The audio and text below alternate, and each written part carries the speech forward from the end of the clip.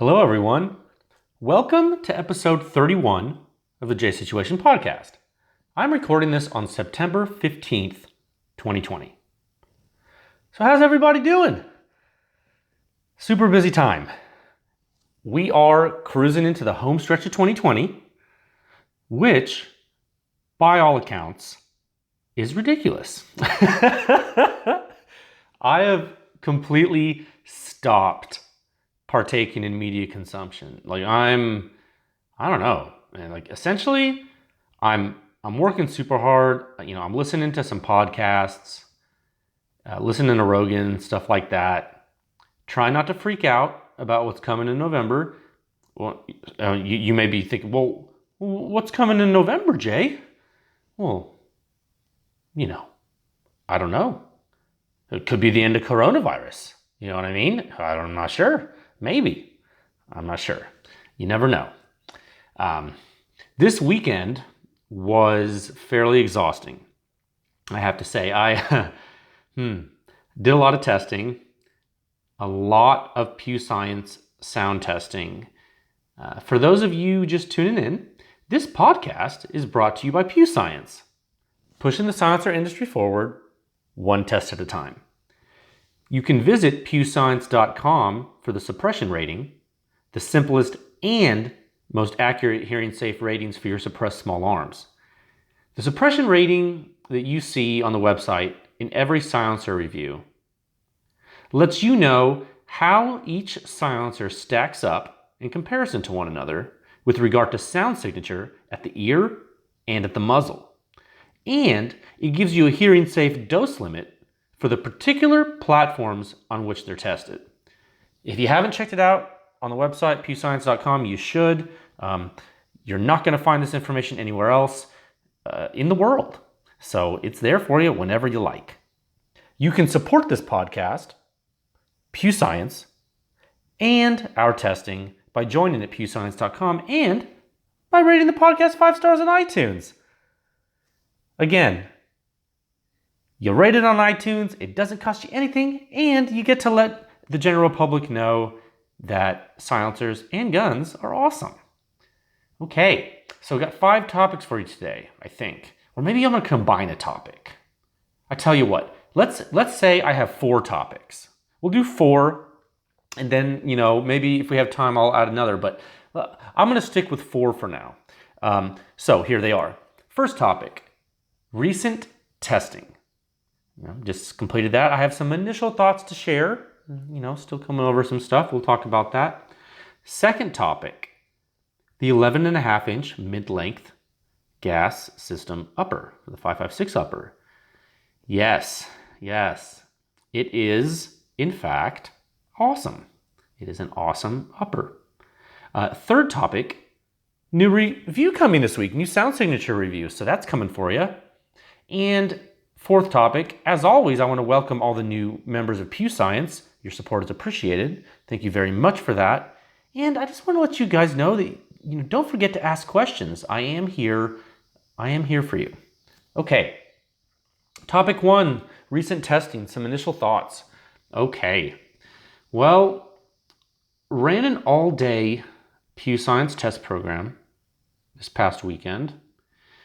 The goal of the program was initial characterization of 300 blackout. Okay?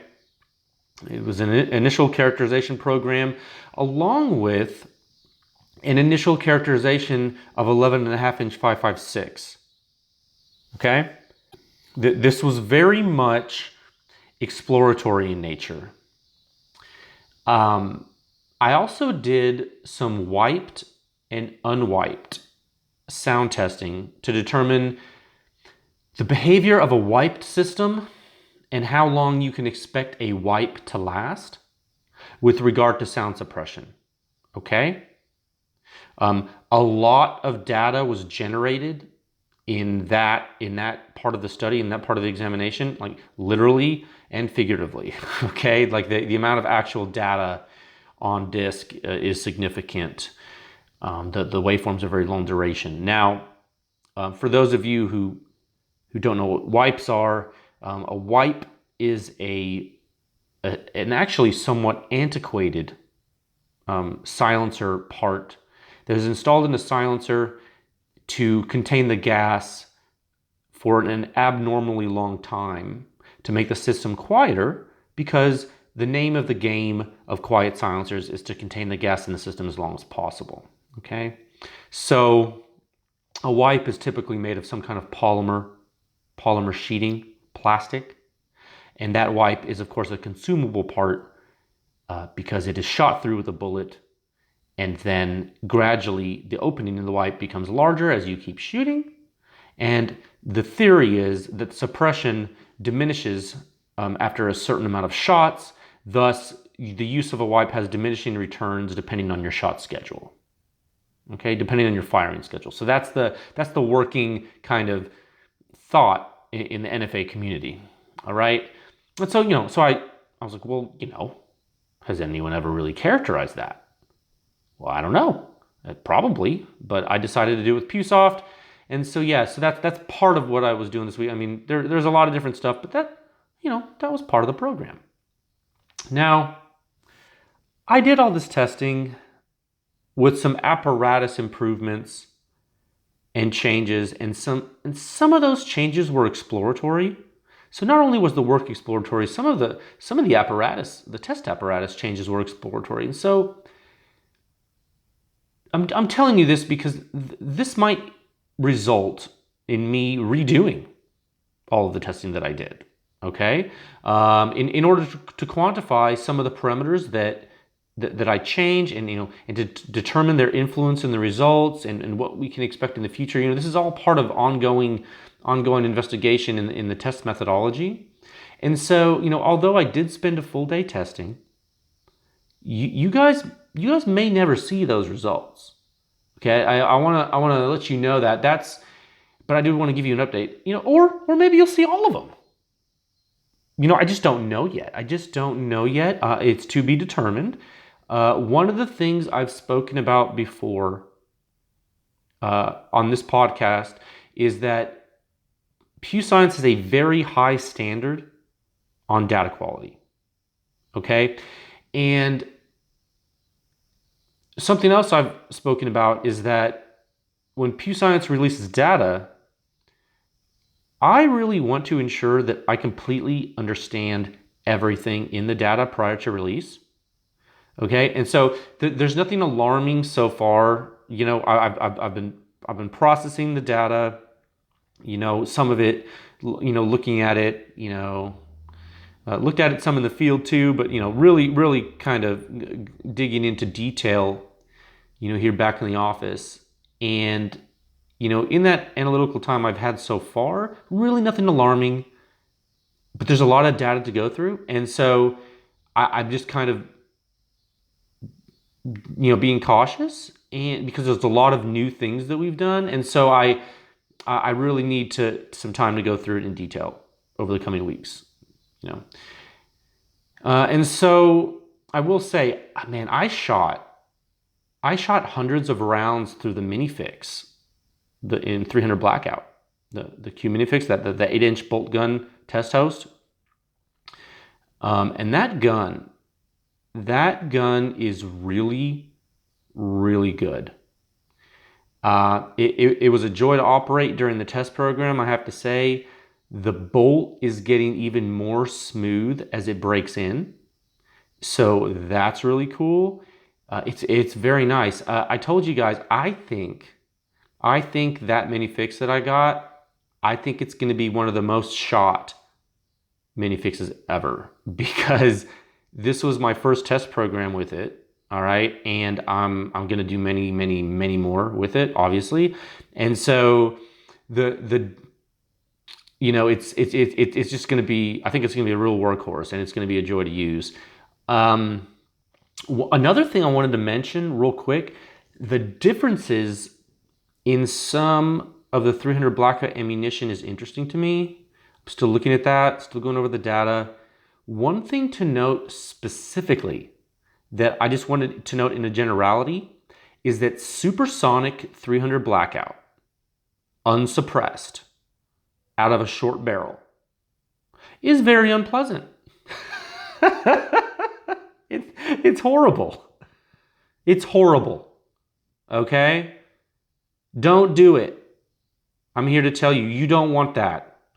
Very unpleasant. Don't like it. Not a fan. Silencers are important. Okay? I just want to like, oh my gosh. So, you know, that wolf super. Oh, that reminds me, before I forget, there was a gentleman that reached out to me.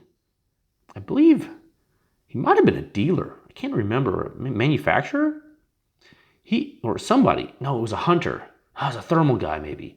Some guy reached out to me, and he's going to be kind of upset that I forgot who he is. I'm sorry. I talked to a lot of people. He reached out to me, and he said to let him know how the Wolf ammunition did in the mini fix, because he wasn't sure if the hard primer in the Wolf steel case ammunition was going to be a problem. Well, sir, if you're listening, there was no problem. The steel case ammunition fired just fine out of the mini fix, the little bolt action. It chambered fine. It fired fine. It was loud, unsuppressed. Gosh, that's a concussion. With supersonic ammunition, man, and unsuppressed, man, you feel that dang shockwave right in your face there. Not pleasant. I don't like it. Anyway, that's just, I wanted to quickly update you guys. I know a lot of you guys are hungry to know kind of what happened inside the 300 blackout testing. You want to know, was it hearing safe? Well, if you've been following PEW Science for a while, you understand that hearing safe is a function of dose, and certain silencers are better than others. So I'll let you know as I examine the data. But right now, I'm not really going to talk a lot about those details, because we want to make sure the information you get is perfect. Okay.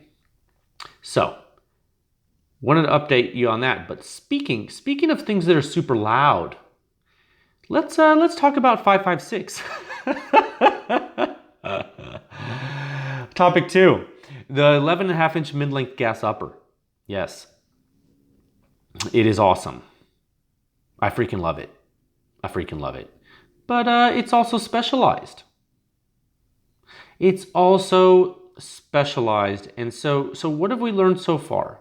Let's talk about that. Okay. The test program that I conducted had an arduous test matrix. I set lofty goals. Did I meet all the goals? No, I did not. Did I achieve some? Yes. Did I achieve some unanticipated findings? Of course, it's testing. It contained a 5.56 component in the matrix. Now, prior to sound testing 5.56 with this system, because to date I had only used PewSoft to characterize 5.56 out of 16-inch barrels. Okay. So prior to doing this, with this particular weapon system, if you've been following along, I wanted to tune the gas block. I wanted to tune that superlative arms gas block unsuppressed without a silencer. And I wanted to tune it with 3 different bolt carriers, 3 different bolt carrier groups. Now, I really wanted to keep the total reciprocating mass of each system fairly close, or rather fairly comparable. Now, I looked at 3 different combinations. Okay. I used the Surefire Optimized Bolt Carrier Group, the Surefire OBC, which along with its buffer, which happens to be a little bit larger in diameter on its main section and a little bit shorter than a typical buffer due to the carrier dimensions and the longer stroke, that whole system, that buffer and the carrier, I'm sorry, let me be very clear. The buffer and the bolt carrier group, which includes the Surefire bolt and Surefire bolt carrier, that whole thing weighs 17 ounces on my scale, okay?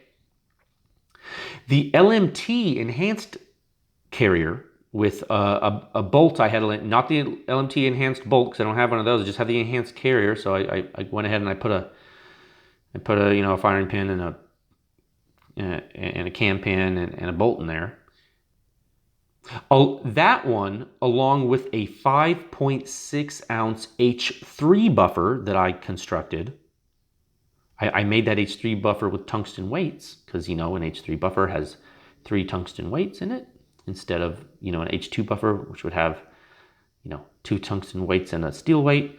You can Google that if you're curious about how you make H1, H2, H3 buffers and keep in mind it's a carbine length buffer. The LMT with the H3 buffer also weighs 17 ounces. So how about them apples? So you got the Surefire the Surefire optimized bolt carrier with its standard weight buffer, 17 ounces. You got the LMT enhanced bolt carrier, full auto enhanced bolt carrier in case there's some steel dimensions, influencing the weight. You got that with a bolt with H3 with an H3 buffer, which is a buffer that's heavier than the Surefire buffer. That also weighs 17 ounces. So they're identical in weight for the whole system. But the Surefire system, it has weights in the carrier that are spring loaded. So it's a different thing, but the total weight is both the same. So that's important. At least we're trying to get as close as we can. And then finally, the third system would be the mil-spec bolt carrier. I don't recall the dang brand of it. In fact, it might have come with my machine gun in the upper that came with that. It's just, it's just a full auto bolt carrier. It looks like it's NP3 coated, like, the chrome type coating. It's a mil-spec bolt carrier. I used that same H3 buffer that I did with the LMT, and that whole system weighs 17.2 ounces. Okay, so both the enhanced carrier systems, the Surefire and the LMT, weigh the same. And then the mil-spec system that I tested has an extra 0.2 of an ounce. So pretty close. Okay? Pretty close as far as mass goes. So your inertial resistance, your total inertial term, at least, if the whole thing was moving, it's fairly comparable. Now, keep in mind, the tuning I did unsuppressed, that was done before full break-in of the upper.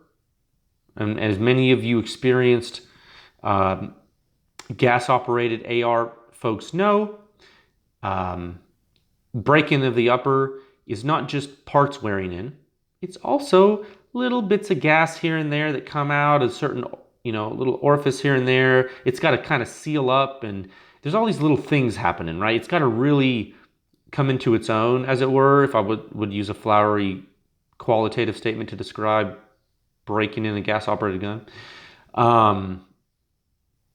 So keep in mind that, so for right now, that's another, that's another reason why it'd be good to repeat this test series prior to releasing results, because I'm using this is another part of our test apparatus, right? This rifle. It's like, well, is it broken in? Does that affect things? So you got to think about that. If I'm giving you high fidelity data, like, what are the characteristics of the weapon system? So anyway, keep that in mind. But with that in mind, the interesting thing to note was that the mil-spec carrier, the normal bolt carrier that most of you guys have in your ARs, it required the most gas to lock back on an empty mag. Okay? With this gun, with this upper, is weird. It's like, The Surefire just required a little bit less gas in the gas block, and then the least gas needed was with the LMT, which was real weird. So, now it's all about total impulse, right? At the end of the day, it's all about total impulse. Now, but what those gas settings don't tell you, what they don't tell you is the actual dynamics of the weapon cycling and the speed at which the carrier returns. Okay?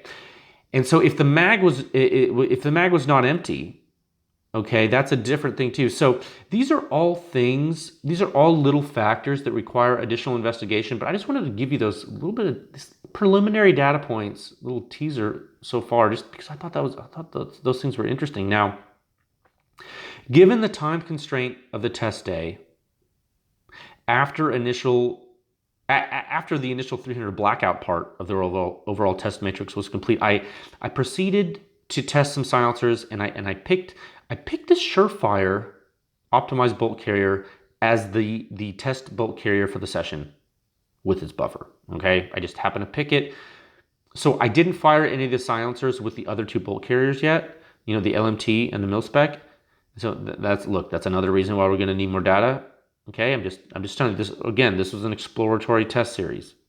Now, let's talk some about this upper specifically. Now, the Achilles heel of the 11.5-inch mid-length gas upper, I think, it reared its head during this series, and that Achilles heel to me is the gas block adjustment. It's the location. The superlative arms gas block has an adjustment screw, and it's adjusted from the front. You know what I mean, Jelly Bean? And so the gas block is super close to the muzzle with this system, obviously. And so you got to remove the silencer before you can adjust the gas. And so, in fact, actually, to reliably adjust the gas properly to get your Allen wrench or your hex key, your hex wrench in there, it's even a good idea to remove the muzzle device, depending on the muzzle device. And so, I might need to modify a hex wrench that comes with a gas block to be able to do this in a better way. But I just want to let you guys know, I know some folks already knew that. I kind of already knew this was going to be an issue. But knowing it's an issue and then testing a bunch of stuff and when having to adjust and tune the gas system for every silencer and remove the muzzle device every time, that's a different thing. So we have all this theoretical stuff we talk about sometimes. Then there's the stuff in practice. Okay, so I want to, hey, a lot of folks are not going to run into that in practical use, because how often are you going to freaking adjust your gas once it's set, right? You want to say never, because who takes a silencer off their gun? But also with this upper, you might not even, that might not matter as much. We'll get to that later. Okay, so for every silencer I sound tested on this upper, I first tuned the upper with the silencer so that it had just enough gas for the bolt carry group to lock back on an empty magazine. It was a very thorough. It was a very thorough exercise, and it did take some time. And having to remove the silencer and muzzle device before adjusting the block was excessive, but hey, the rigor was required to do what I set out to do. Okay, so I'm telling you all this stuff, and so you can see some of the variables that we're dealing with when it comes to semi and fully automatic testing with silencers. Okay, if the host is adjustable, and we want the silencers on a level playing field in how they would be used by you guys if you purchased the silencers for your personal guns, this type of thing has to be done, I think. I think we need to look at these variables, and that's why I'm doing it, and I'm trying to see what difference it makes, and blah, blah, blah, okay? Now, all this that I've said so far, this allowed me to semi-quantitatively validate the back pressure hypothesis in a way. More so than I've already done. So this time it's on a semi-auto 5.56. Well, actually, it's on my M16 set to semi-automatic select fire. Okay. I had the thing. I tested on my full auto lower, but I did test this part in semi-automatic. Now, this semi-quantitative validation dovetails with, and is in addition to the semi-auto 308 validation I performed previously on a 16-inch 308 AR. I was going to say AR-10, but it's not an AR-10, it's an AR-308. It's a DPMS pattern gun that I built. So, but as expected, after this 5.56 unsuppressed and suppressed preliminary testing, as expected, the results agree with my previous semi-automatic 308 experience. Silencers with measurably longer rise time to peak impulse in bolt gun testing require less gas port opening to cycle the weapon. Silencers with measurably shorter rise time to peak impulse in the bolt gun testing require more gas port opening to cycle the weapon. Okay, let me give you an example to wrap your head around. The rugged Radiant requires less gas to cycle the weapon in its long configuration than it does in its short configuration. This should be intuitive to silencer users, okay? It's intuitive. You're cutting the silencer in half. You're using only 2 baffles with the short configuration. It has less back pressure. We saw in our curves, in our rise time to peak impulse in the bolt gun tests that the short configuration of the Radiant had a very, very, very, very fast rise time to peak impulse. So it's very intuitive to you now. But it's also true in practice. And this supports semi-quantitatively the conclusions previously reached in the 308 bolt action sound signature reviews. So that's all is right in the world. Okay. So now the interesting thing is the difference in back pressure of each silencer may be more apparent on certain AR uppers. Okay, it's not going to be all things are not equal, I think, and so let me explain. So here, these are some initial thoughts I have. Keep in mind, I reserve the right to be wrong, but here are my initial thoughts. So, an 11.5-inch barrel with a mid-length gas system that was tested has a very short distance between the gas port and the barrel muzzle, as I spoke about in detail in the previous episode. The total impulse that the gas port sees is a product of the pressure over time multiplied by that time, okay? It's the area under the pressure time curve inside the barrel of the gas port, right? If you picture that curve in your mind, the time component is relatively short because the distance between the gas port and the barrel muzzle is short. Therefore, the dwell time is short.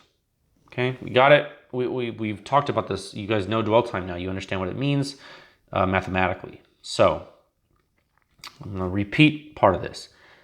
Short dwell time, but you still need impulse. That means that for every click you open that gas port with your adjustable gas block, there's a relatively large change in total impulse. Because you are changing the flow area, and thus the flow rate, the amount of gas that can pass through the hole in the short dwell time window. The influence of the amount of flow area in the impulse equation is large because time is small. Does that make sense to you? Okay, so you have an equation and you have let's see, 2 things are multiplied together and one number is very small. That's the time. And one number is very large relative to that other number. Let's call that dependent directly on flow. Well, you change the big number in the equation and the entire the answer gets bigger. If you change that time number, which you can't, just a little bit. If you change the time number a little bit, it's not going to matter that much. You got to change a lot relative to. So you understand what I'm saying? I mean, that now I'm being very crude in this explanation because there are there's some exponents in the equation too, and we don't need to go into the exact math. But what I'm trying to tell you is that the rate there's a correlation, and the end result is that the difference in the amount of clicks of your gas block is going to be there when you go from one extreme to another, meaning a very high back pressure silencer to a very low back pressure silencer. So the amount of clicks you need is going to be different. We know this. I've tested it. The math makes sense. Everyone understands that.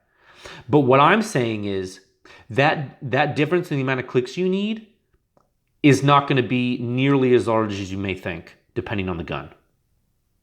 Okay?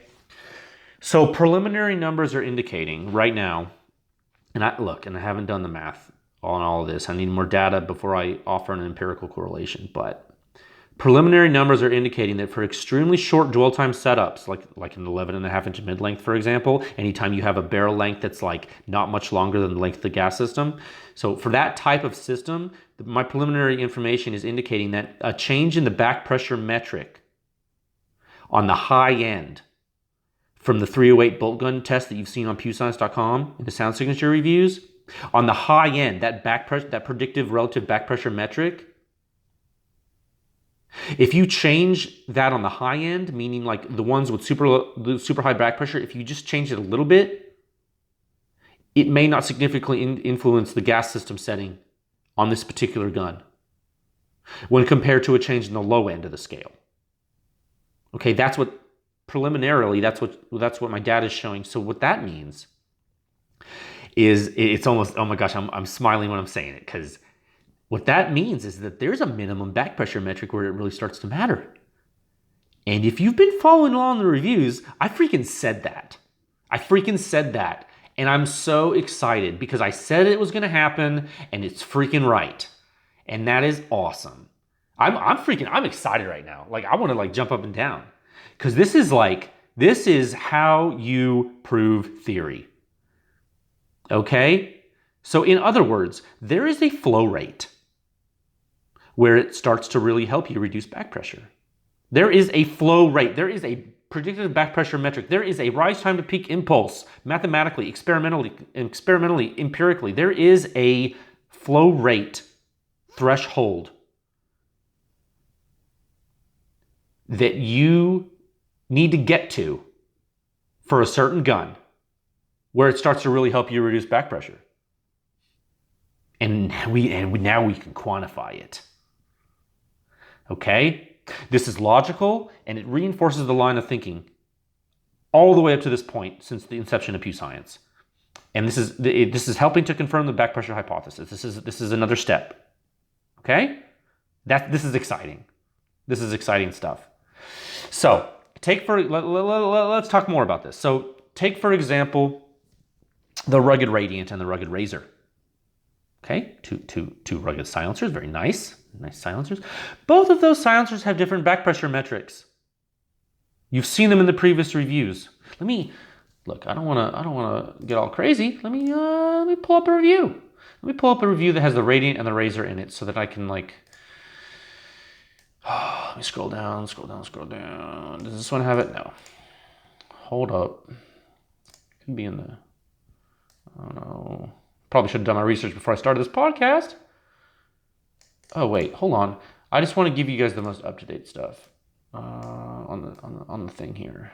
Yeah, okay. It's gonna be the same NTI review. It's gonna be review sound signature review 619. If you go down to figure 7, the website sound signature review 619, the dead air same NTI. In that graph, I have an overall.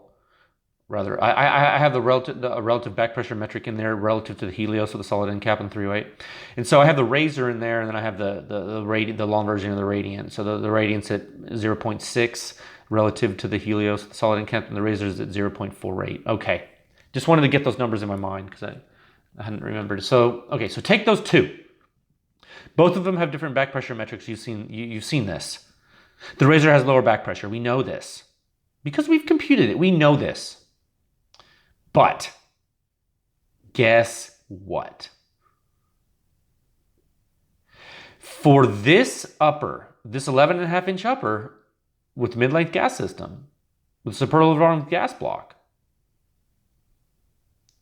the Razor's back pressure is lower than the long configuration of the Radiant, but it's not lower enough to significantly influence the amount of gas you need to cycle that upper using the Surefire optimizable carrier group. I could use the same gas setting for those two silencers. So how about them apples? Right? So what does this show? This is really good stuff. This is good stuff because it shows granularity and it shows resolution in different parameters, correct? So it's semi-quantitative. It's semi-quantitative. I keep using this word semi-quantitative because although we know the number of clicks, We know the number of clicks. We also know that if you change by only one click, the total impulse change is significant. So the gas system does not have the resolution to give you a high fidelity result with regard to back pressure on this upper. Understand? Therefore, as an investigative tool, a long gas system with a barrel of comparable length with short dwell time does not have the resolution as a diagnostic metric for back pressure determination. Gas block settings are the laziest form of back pressure determination. I just want to let you know that. They're lazy because it's literally mechanical, and it's like it happened, it didn't. It's lazy. I'm not saying it's bad, but it's not rigorous, and it's a semi-quantitative metric. I show you why. It doesn't have the resolution. So here's a postulation I'm making based on this. I postulate that if you did the same experiment on an 11.5-inch barrel with a carbine length gas system, the gas block clicks with the same gas block that we're using here would make less of a difference. So you'd have to open or close the block more. You'd have to use more clicks to make a difference in cycling. Maybe. I could be wrong because the pressure could be so high. The pressure could be so high at the gas port because in the shorter gas system. So I could be wrong. We could be turning knobs, and the answer might just be that the gas clicks don't tell the whole story with those silencers. But this is a guess. I'm guessing here. I'm like, maybe it changes, or maybe the pressure ramps up so much that our equation relationships don't change. But that's my guess. I'm just saying, maybe it makes less of a difference. You would have to open or close the block more, and then the back pressure metric on that would make more of a difference for you for the adjustment. I'm not talking about gas in the face. I'm not talking about any of that. I'm not talking about the blowback. I'm talking about gas block adjustment for cycling the weapon. Now, I just said a lot of stuff. I realize that. And I probably, some of you might be bored. Some of you might be confused. Some of you might be angry because you wanted a better explanation. Look, the bottom line is that I think the back pressure metric you've seen so far does scale for different cartridges. However, the scaling may be nonlinear. It may be nonlinear due to the dwell times in different systems being different. And there's a lot of variables here. So that means when I eventually develop charts to use the silencer back pressure metric to tune weapons, there may be different lines on the charts based on your gas system length ratio to barrel length, or different lines for different dwell times. Look, what I'm getting at here, I have a lofty goal of like non-dimensionalized terms for like scaling equations to use. I think that'd be super cool. I'm telling you, man, I could write a textbook on this stuff. It'd be so awesome. Give it to a gun designer. It could be like a gun. I was going to say 101, might be like a 301 class. I don't know. I'm trying to think, like maybe a grad class. I don't know. What I'm saying is, I think it's pretty cool. I think we're onto something here. Now, so this is just a sneak peek. This is a sneak peek into some of the long-term vision I have for some of this PEW Science stuff and the back pressure metric data. This is just a sneak peek into that. So once I build a big enough database, and then I also test enough gas system length and barrel length combinations, we can sweep out curves that show equivalent back pressure for different systems, and you'll no longer have to guess if it will be possible to achieve certain semi-auto cycling capability, and perhaps even gas in the face capability. I mean, that's another thing we'll look at. So it's, the time for guessing will end. We will now know everything about the system. And that's what we're trying to do. But we gotta take these steps to understand things. And you know what? Maybe it's going to take us down a road that we don't want to go down. Maybe we get down this road and we say, screw this. It's not as important as we thought. Or maybe we end up proving something someone already knew, and it's like, well, that sucks. Or maybe it doesn't suck because then we prove our methodology is sound, and then you have that much more confidence in the data I give you for like the sound signatures. You know what I mean? So really, there's no way to lose this, but there is a attitude that you need to have if you want to believe in it. and you want to have that motivation, because I guess it's almost like a philosophical lean, maybe, if I could say that. You almost have to have a philosophical, steadfast attitude to see it through, I guess. Is it like what I'm saying? Okay. So, an effort I would like to run with, well, and possibly in parallel, would be to use high-speed camera to measure the bolt carrier group kinematics. That is the actual displacement histories of the bolt carrier group during firing. Like, I'm not just talking about getting a peak velocity. I'm talking about getting the displacement time history. So I sweep out a curve of displacement, and then we can differentiate the curve, and we can get a velocity curve, an acceleration curve, everything like that. And so we can use data like that. Since I have a high-speed camera, we can use data like that to not only further validate the back pressure hypothesis, with actual quantitative data, with fully quantitative data, not just semi-quantitative data.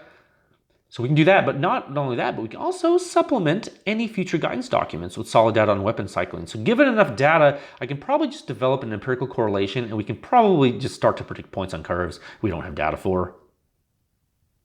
Like, that's the dream, right? To where, like, once we start developing empirical correlations, like, we might not even have to test stuff.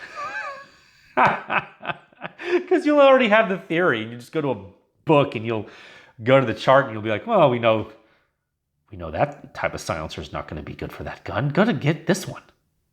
You know what I'm saying? That maybe, or maybe it won't work at all. That's part of the fun. It's part of the fun. Oh, real quick, before I forget, I almost forgot this. The Surefire OBC, the optimized bolt carrier, man, does it have a really great feel during full auto. I tell you what, that is the bee's knees, man. It is awesome. And guess what else is cool? PEW Science can record long durations. We can do that because PewSoft, I don't want to toot my own horn here, but the way I wrote the software and the way I built PewSoft, it can record super long time durations at full sample rate resolution simultaneously on all channels. And so in other words, it can record multiple continuous strings of fire at 1 megasample per second. That's the full sample rate. So for those of you who are listening and don't believe me, believe it. And look, it's a lot of data, and the files get large, but it does work. It freaking works. And so stay tuned for some cool stuff with that. I didn't play with that a lot during this test session with the full auto stuff, but I did record waveforms on the order of 1 to 5 seconds long. Like at a megahertz. You do the math on how many data points that is. Okay, well, it's 1 million points in 1 second. So like if I recorded for 5 seconds, it's 5 million points. Okay, I mean, we're really only limited by disk space at this point. And so yeah, that is, and it's reliable, and it actually works, and it dumps the data to your drive, and it's like there. It's like, it doesn't, freak out, which is always good. You never, until you really do that stuff, you're like, this is gonna work? And you're like, you do it, and you're like, oh, I guess it's like way simpler than I thought. So that was cool proof of concept. And so, gosh, I don't even know. Do I want to? I'm trying to determine like how much I want to say about this, because like I don't want to like talk too much I don't want to talk out of turn, but I guess some recent updates from today. I don't really plan on talking about this, but I'm expanding. I've been talking about apparatus improvements, right? And that's part of the reason why, like, I might need to retest and stuff too, and because I've been playing with PewSoft, like mad scientist style.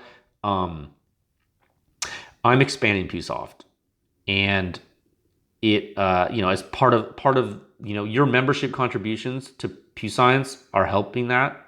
Like this is like there's a lot of stuff we do that costs money. Okay, one is my analysis time. I'm a licensed engineer, and I'm I got to do stuff. It takes me hours and hours to do it. The other thing is like ammunition. You guys, that's easy to understand, right? The ammunition costs money. The consumables during the test, things like that. Another thing is apparatus and improvements to the apparatus, maintenance, calibration, things like that. And so I'm expanding PewSoft, and I'm a little bit excited because you know how I told you that I thought like only 3 microphones were like amateur hour. Like we can do a lot more than that now. And so at full sample rate, at full 1 mega sample per second, 1 million samples per second. So, but not only microphones. In fact, there's the sky is the limit, by the way, for PewSoft. We can use accelerometers. Like we can use thermocouples. We can use strain gauges. Like we can use other sensors. Like it's not like PewSoft is not just for sound. Come on, guys. This is like we're changing the game here. Like this, I'm not playing around. Like we are already, I think, at the state of the art of of field sound measurement. I think in the world, just for in the silencer world, in the small arms weapon community, as far as field portable systems with the methodology, I think we're state of the art right now. I think we're leading the way, and I'm here to tell you right now that recently, like we're pulling so far ahead, like we have already lapped them, and now we're on the next race. Like I don't have rear view mirrors anymore, is what I'm trying to tell you. So I'm super excited about that. That's an ongoing effort. Made some smart capital investments in some certain things. And so I'm excited. I'm excited about that. I'm excited about what the future holds for experimentation. And I'm just excited to share that with you. I don't really want to go into a lot of details about that. A lot of it's like trade secret and proprietary stuff. But I will say that like we're not messing around. So that's there for you. So in summary, I will say this test effort overall, this past weekend, I will say in summary, it was exploratory for both the weapon systems, the ammunition type, and apparatus. But giving all of those points, it was very rigorous, and like I said earlier, I'm still unsure if I'm going to publish a lot of the data. I did a lot of testing. I could look if I wanted to, I could just publish it and like give you and get more traffic on the website. Blah blah blah. No. I don't need to, but I can. But we'll see. What I don't want to do is I give you something and you use it and it's not as good as you could have. I want you to have the best. I feel a responsibility. I want you to have the best. Now it turns out our 75% is better than everyone else's 100%. So it's like you're going to get the best you're going to get anyway, but I want to make sure that you're getting like something I'm super proud of. And so I want that to continue. And so I just want to give you a little window into that. A lot of you folks writing into to email me and stuff, you tell me. This one dude, it was cool because like it's almost like surreal to me. He told me like he listened to all the episodes like on a huge road trip. He was on his way to a carbine course somewhere. Shout out to you, sir. I'm not going to repeat your name here publicly. And he felt like he knew. He apologized because of the long email because he told me he felt like he knew me because like he listened to me for like 20 episodes in a row. Bless his heart. And I told him I could totally relate to that because like I've listened to podcasts before and where like you feel like you start to know the person. And like there's like that weird relationship where like obviously you don't know the person because like you're just listening to them on your phone or radio or whatever, but Like, I understand that. Like, I've experienced that too. And I told him, dude, that's awesome. Like, I'm super glad you listened. Super glad you're into this. But it does reinforce something for me personally in that I do feel a responsibility to you folks to give you information that you can trust. And since I am independent and PEW Science is independent, I just I want to maintain your trust. And I want to make sure that when you come to me with a question or when you come to pewscience.com, you can trust what I'm giving you. So, I just wanted kind of an interest in full disclosure. I know some of you are probably like, oh my gosh, Jay just tested 300 blackout. That means we're going to get data right now. And it's like, look, like I could, or you could be happier with what you get. So, look, there's a lot more data coming. Data's continuing to be released regularly. Don't worry. We'll get there. Okay? And hey, I might even go out again this next weekend. I got the fever now. I got the taste. You ever seen one of those movies? What's the movie? What's the movie where what do they eat like? It's not that movie Alive where they get trapped on the mountain and have to eat people because they're starving. It might be something like that where cannibalism was, oh, he's got the taste. He's like, or maybe it's like an animal that eats like a human, and then once that animal has the taste for human, it like you got to kill it. Like a bear, like go to Yellowstone, if the bear eats human food, you got to kill it because then it'll want human food. Is that? Oh man, people are gonna be really mad at me because like that's probably wrong, but I feel like I read that somewhere. Anyway, topic 3. We're almost an hour in. Topic 3, new sound signature review coming this week. New sound signature review. Yeah, popular silencer coming to you. It's going to be a good one. It's going to be a good one. I think you're going to like it. Hint. It's a 308. 308 silencer. Imagine that. Another hint. It's pretty quiet, I suppose. How quiet? Well, you're going to have to wait and see. You're gonna have to wait and see. I think a lot of folks will like to see the data I have prepared. I'm excited about this one, but I get excited about a lot of stuff, so don't read into that too much. I did have a question for you guys regarding the reviews. Have you folks been giving any thoughts to review format? I'm asking you as the audience here. This is an open question to you. I have some ideas for some supplemental articles. Some best of type articles, things like that. Basically some narratives that can help people understand what we've done so far. And what they can look forward to. I'm not sure if that's the type of thing you're expecting. But oftentimes I find that during like long strings of data publication, like I kind of need to regroup and then take a step back and look at what we've been doing.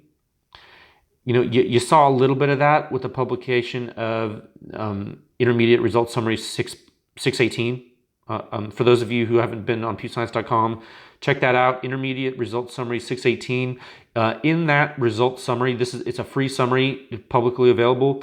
I give a quick overview of performance parameters of some of the mid-size 30 caliber silencers that are on the market. And the ones that PEW Science has tested publicly. And I think that has really helped people. So I think as we progress through more of these full-size 308 silencer reviews, I plan on doing another one of those summaries. And I think then we can even start comparing large to small silencers in some interesting ways. Maybe that's going to help people too. Okay. I do envision eventually that all of this data will start to form a basis for silencer designs. Basically a basis for silencer designers, as it were, and manufacturers, to decide what traits are worthy of consideration and which are not in their designs. Okay, I'm not sure. Right now, I'm excited about the possibilities for the industry. I'm viewing these tools as important for the industry. So this is my contribution, and I'm excited about that. And I hope people are seeing that, my intentions for this. And so Look, so in summary for this topic, stay tuned this week. You're going to get a new review, so stay tuned for that. Okay. Topic 4, last topic today. Welcome all new PEW Science members. Your support is awesome. Thank you for that support, and remember to ask questions, please. I'm here. Remember to ask questions. If you would like to support this podcast, guys, if you want to support PEW Science testing, if you want to support further development of the suppression rating, everything PEW Science does, you can always join with a membership at pewscience.com. You guys all know that. You don't have to. I never push you to, but I'm just letting you know it's there now. So all you have joined, thank you. Look, but whether you're consumers looking for a first or second silencer, or you're a seasoned veteran of the silencer or firearms game and you just enjoy the data, or maybe you're a dealer looking to help your customers, or you're a manufacturer looking to help your own product development, all of your contributions are appreciated, okay? It doesn't matter what tier you're joining from, but remember, there are 3 membership levels. The basic tier is open to consumers who they want to support us, they read the reviews, and look, although I'm still going to answer your questions and stuff, when you join on the basic tier and interact with you like I do with everyone, a lot of the heavy interaction goes to our pro members, okay? And that's how I have it laid out. That's how I delineate. Now, the pro tier folks, the pro members, you guys are a little bit of a different breed, and you actually often interact more frequently, and there is a dedicated email address for you to do that. You don't have to use it, look, but just know it's there. I'm just wanted to highlight this, and part of the reason I'm highlighting this is because I just recently spoke with a pro member, and he's found all the information that he's used from pewscience.com extremely useful, which was really, that warmed my heart, first of all. So that was great feedback. And he told me that he's used the data in his purchasing decisions, which, well, that's cool. So, when it came to sound, it was important to him. So he used PEW Science data for that. I was honored. But he did remark that he actually said that he would pay a lot for a custom concierge type service where I would give one-on-one attention and help guide his purchasing decision. But I told him, I said, man, dude, you're already getting that. You're a pro member. I'm literally helping folks in ways that are very similar to that already. So look, don't hesitate to reach out, is what I'm telling you. Okay? Now, the third tier of membership is the advanced membership tier. All you folks that work at gun shops or manufacturers, that tier is for you. Okay? If you're using this info to help your consumers, then please join at the advanced level. You can also join at the advanced level if you're just a consumer. That's appreciated. That's great. If you have the means to contribute that to us, that's amazing. But just know that consumers can also use the lower tiers. Okay, that might be more financially viable for you. Now, as always, if you enjoy this stuff, you listen to the podcast, you read the reviews, maybe you follow me on social media, you get a kick out of it, but you don't feel like, contributing monetarily for whatever reason, you can still help out. You can spread the word about PEW Science. You can let folks know about it. You can even go on iTunes and things like that and give us a 5-star rating on there, the podcast. That helps out because it spreads the word. There's all kinds of ways to spread the word. That's really great. It helps the ranking algorithm. It helps PEW Science exposure. And I think you guys have been doing that, and I really appreciate it. And every little bit helps. And I as we continue this, I really do feel like I'm kind of getting to know some of you folks, and it's kind of becoming a family. This is really cool. So I'm really appreciative of all your support and all your help, and it's been great. So keep the questions coming. All right, I want you to keep the questions coming. Never hesitate to reach out. Remember, Instagram is great. Reddit is great. Man, talk about Reddit, the NFA subreddit. Shout out to you folks, a lot of you folks come from there. You're just so great. You reach out to me on there. You DM me, email me. That's fantastic. I love it. I'm going to talk to you folks again soon. I can't wait to show you more data. I hope you guys have a good rest of your week. Okay. All right. Stay safe out there, guys. Bye.